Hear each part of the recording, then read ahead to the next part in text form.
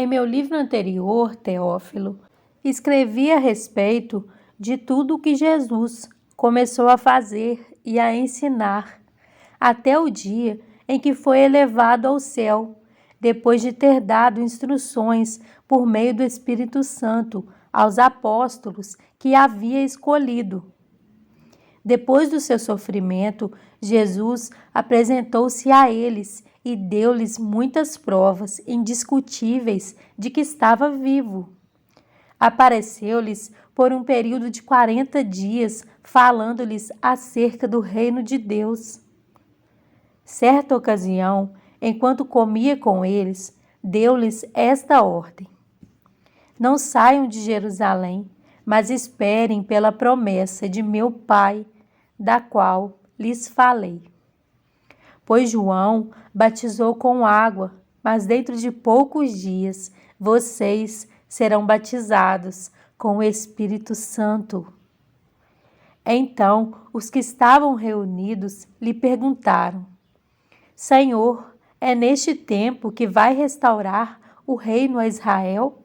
Ele lhes respondeu: Não lhes compete saber os tempos ou as datas que o Pai estabeleceu pela sua própria autoridade, mas receberão poder quando o Espírito Santo descer sobre vocês e serão minhas testemunhas em Jerusalém, em toda a Judéia e Samaria e até os confins da terra.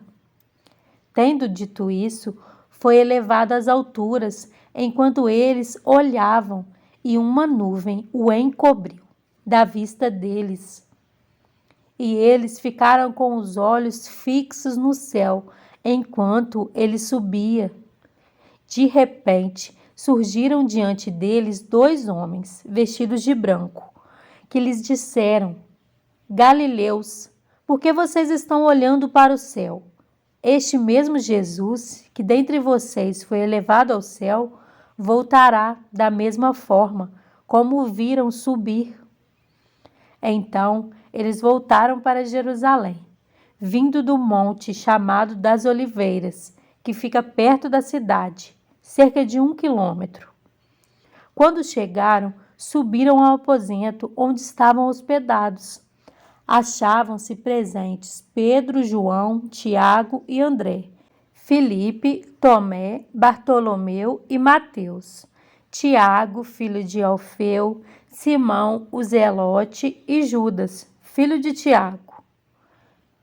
Todos eles se reuniram sempre em oração com as mulheres, inclusive Maria, a mãe de Jesus, e com os irmãos de Jesus. Naqueles dias, Pedro levantou-se entre os irmãos um grupo de cerca de 120 pessoas e disse: Irmãos, era necessário que se cumprisse a Escritura, que o Espírito Santo predisse por boca de Davi a respeito de Judas, que serviu de guia aos que prenderam Jesus.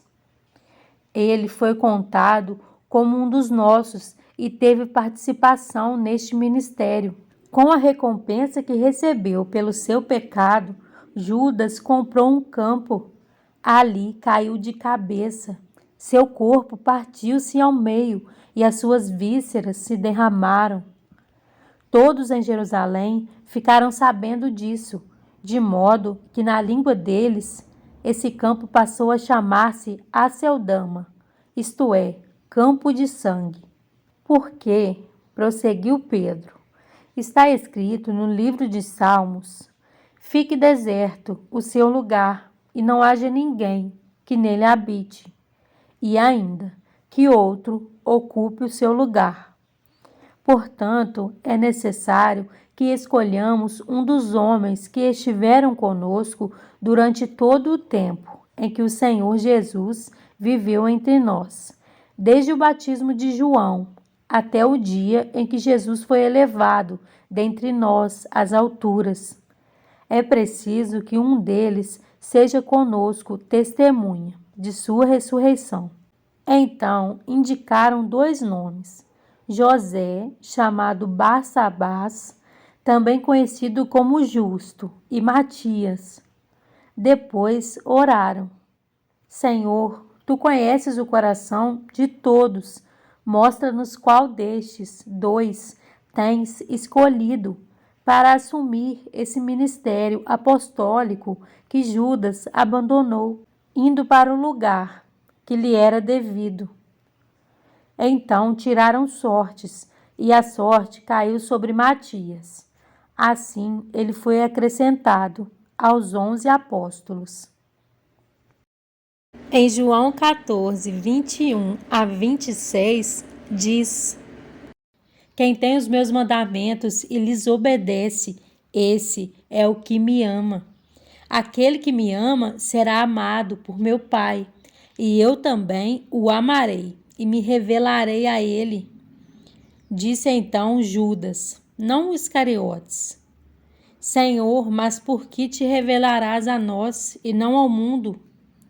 Respondeu Jesus: Se alguém me ama, guardará a minha palavra. Meu Pai o amará. Nós viveremos a ele e faremos nele morada. Aquele que não me ama não guarda as minhas palavras. Estas palavras que vocês estão ouvindo não são minhas, são de meu Pai que me enviou. Tudo isso lhes tenho dito, enquanto ainda estou com vocês. Mas o Conselheiro, o Espírito Santo, que o Pai enviará em meu nome, lhes ensinará todas as coisas e lhes fará lembrar tudo o que eu lhes disse.